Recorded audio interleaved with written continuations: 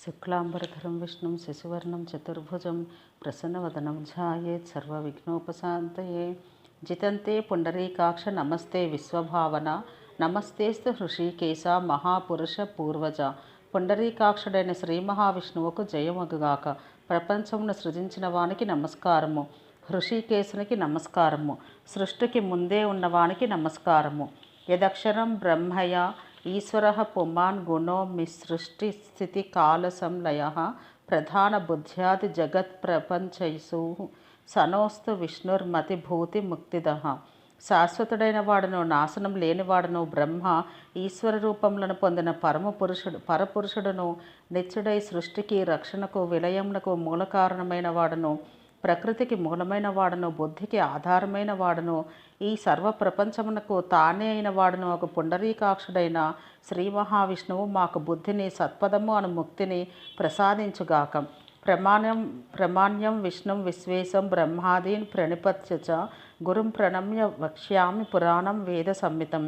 శ్రీ మహావిష్ణువుకు నమస్కరించి విశ్వేశ్వరుడైన పరమశివునికి వందనం చేసి సృష్టికర్త అయిన బ్రహ్మదేవుని స్తుతించి గురువుకు నమస్కరించి వేద సంహితమైన విష్ణు పురాణమును చెబుతున్నాను. శ్రీ సూతుడు ఇట్లు చెప్పెను. మైత్రేయుడు పూర్వయామమునందు అనుష్ఠానం చేసుకుని ఉన్న పరాశర మునీంద్రులకు సాష్టాంగముగా నమస్కరించి ఇట్లనెను. ఓ గురుదేవ, నీ వల్ల వేదములను వేదాంగములను వరుసగా చదువుకుంటుని సర్వశాస్త్రములను అధ్యయనం చేసి తిని నీ అనుగ్రహమున సర్వశాస్త్రములందు మరెవరూ చేయని పరిశ్రమ చేసి తిని అని నన్ను పండితులు ప్రశంసిస్తున్నారు. ఇంకను నీ వల్ల జగత్తు యొక్క సృష్టి స్థితి లయాలను వినుటకు నాకు కుతూహలముగా ఉన్నది.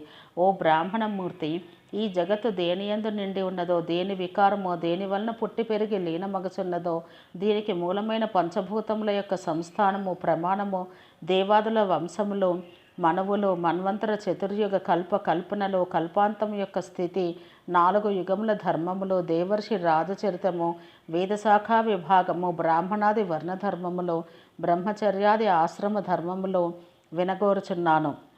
నీ మనస్సును నా ఎడ ప్రసన్నమగినట్లు చేయుము. దాని చేత నేను సర్వము తెలుసుకొనగలననగా శ్రీ పరాశర మునీంద్రుడు ఇట్లనెను. మైత్రేయ, మంచిది. ధర్మజ్ఞుడవు మా పితామహుడు వశిష్ఠ భగవానుడు తెలిపిన ఈ పురాతన వృత్తాంతము నీవు అడుగుట చేత మరలా జ్ఞప్తికి వచ్చినది. పూర్వం విశ్వామిత్రుని ఆజ్ఞ చేత ఒక రాక్షసుడు మా తండ్రి యొక్క శక్తి అను మహర్షిని భక్షించినట్టు విని కోపించి రాక్షసులు చేయనట్టి సత్రయాగం చెడగొట్టుటను ఆరంభించి తిని ఆ సత్రయాగమందు 100 కొద్దీ రాక్షసులు నాచే భస్మమై నశించిపోయిరి. ఆ రాక్షస క్షయం చూసిన నా తండ్రి, నాయన, తీవ్ర క్రోధం వలదు. రాక్షసులు అపరాధం చేయలేదు. నీ తండ్రి మరణము విధి విహితము. మూర్ఖులకే కాని జ్ఞానులకు కోపం కలగదు. ఎవని చేత ఎవడు చంపబడను? ప్రారబ్ధం అనుభవించట జీవి యొక్క ధర్మము. పెక్కు జన్మములు మిక్కిలి శ్రమించి సంపాదించుకున్న కీర్తిని, తపస్సును క్రోధము నశింపచేయును. స్వర్గమునకు మోక్షమునకు అభ్యంతరమైన కోపమును మహర్షులు త్యజించుదురు. తండ్రి, దానికి నీవు వసడవు కావద్దు. నిరపరాధులు, దీనిలోని రాక్షసులు దగ్ధులైనారు. ఇక చాలు, ఈ సత్రయాగం చాలింపుము. సాధువులు క్షమాపారులు కదా. సాధువులకు ఓర్మి పరమధర్మము బలము కూడా అని చెప్పగా ఇట్లా మా తండ్రి చేత అనునయించబడిన నేను ఆయన మాటల ఎందుగల గౌరవంచే ఆ సత్రయాగమును ఆపితిని. అటు తర్వాత పితామహునిచే అర్ఘ్యమియబడి ఆసనం అలంకరించి పులహుని అన్నగారు పులస్సుడు ఇట్లనెను. తీవ్రమైన వైరం ఏర్పడినను మహానుభావుడు, గురువు, పితామహుడు వశిష్ఠుడు చెప్పినట్టు విని ఓర్పుతో వ్యవహరించితివి. ఈ విధేయత వల్ల నీవు సర్వశాస్త్రములను ఎరగగలవు. కుపితుడవైనను నా సంతానం విచ్ఛిన్నము చేయకుండుట వలన నీకు ఇంకొక వరం ఇయ్యదలుచుతిని. పురాణ సంహితకు కర్తవు కాగలవు. దేవతల పరమార్థతత్వము సమగ్రంగా నీవు ఎరగగలవు. ప్రవృత్తి యందు, కర్మ మార్గమందు, జ్ఞాన మార్గమందు నా అనుగ్రహం వలన నీ మనస్సు స్వచ్ఛంగా ప్రకాశించును అనగా అంతటా మా పితామహుడు వశిష్ఠుడు కూడా పులస్సుడు వరమిచ్చినట్టు అడగదలిచెను. ఆ ఇరువురు మహానుభావులు చెప్పినట్టు సర్వశాస్త్రంలో మీరు అడిగిన ఈ క్షణమందు జ్ఞప్తికి వచ్చుచున్నవి. కావున మైత్రేయ, పురాణ సంహితను నీకు ఇప్పుడే చెబుతున్నాను. దాన్నంతను చక్కగా వినుము. ఈ జగత్తు సర్వము విష్ణువు నుండియే పుట్టినది. ఆయన యందే నిలిచినది. ఆయనయే దీని లయకర్త అని ఇట్లా మైత్రావర్ణుల కుమారులైన వశిష్ఠ మహర్షి మాటలు విని ఆయన ఇచ్చిన వరమును పొంది సత్రయాగమును ఆపి విష్ణు భక్తాగ్రేసరుడైన మైత్రేయునిచే తత్వార్థ ప్రతిపాదకమును వినువారికి తెలుపుచు సర్వార్థములను ఇచ్చు ఈ పురాణ సంహితను అధ్యయనం చేయించెను. సృష్టి పూర్వస్థితి. శ్రీ పరాశరుడు ఇట్లు పలికెను: ప్రపంచమునకు ఆధారమైన వాడు, అణువుల కంటే అణువైన వాడు, సర్వభూతములందు ఉండవాడు, అచ్యుతుడు, జ్ఞానమూర్తి, మిక్కిలి మంచివాడు, పరమార్థముగా నిర్మలుడు, భ్రాంతి దృష్టికి వస్తువుగా తోచువాడు, సర్వవ్యాపకుడు, సర్వమును కబలించువాడు, సృష్టి స్థితులను చేయుటయందు స్వతంత్రుడు, సర్వజ్ఞుడు, జగదీశ్వరుడు, పుట్టుట, హాని, వృద్ధులు లేనివాడు అయిన బ్రహ్మ తెలిపిన పురాణ కథను నేను చెబుతున్నాను వినడు. పూర్వం దక్షాదులు పురుకుత్సుడని రాజునకు నర్మదా తీరమున దీన్ని తెలియజేసిరి. ఆ రాజు సారస్వతునికి అతడు నాకు ఈ పురాణ వృత్తాంతం ఎల్లనూ బోధించను. పరమాత్మ అని ఒక వస్తువు ఉన్నది. అది సర్వజీవుల యందు ఆత్మరూపమై ఉన్నది.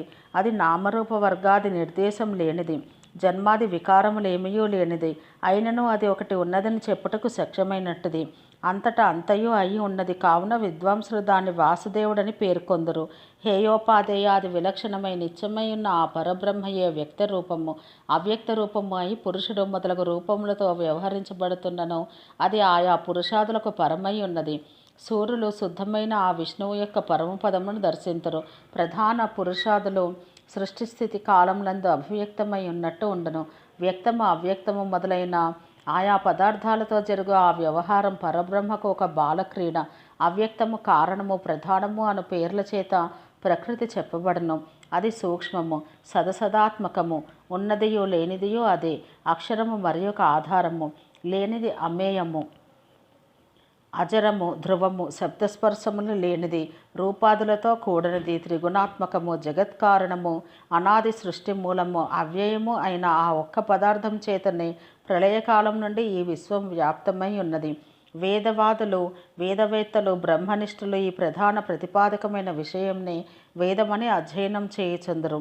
అహోరాత్రాదులు పంచభూతములు ఇంద్రియములకు అది అందదు.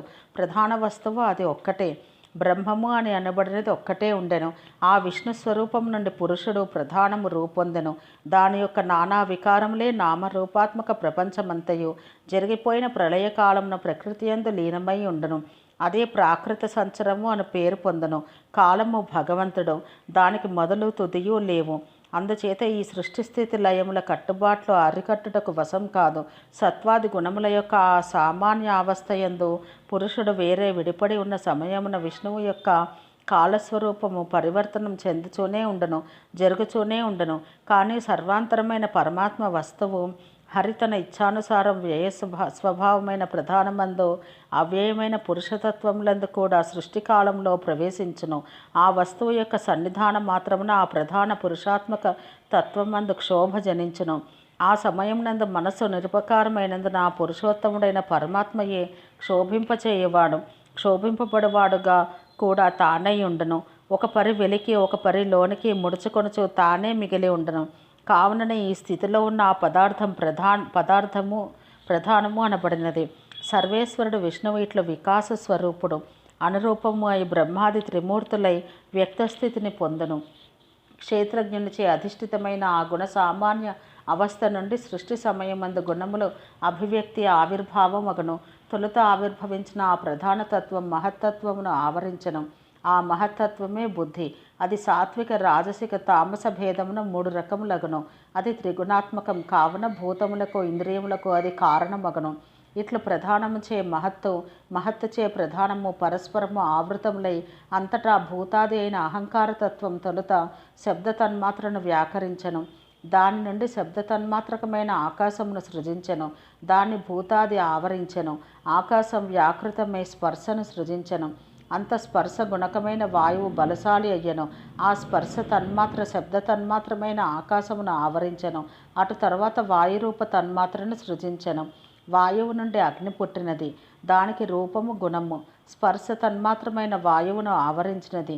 తేజస్సు వ్యాకరించుచు రసన్మాత్రను సృజించెను.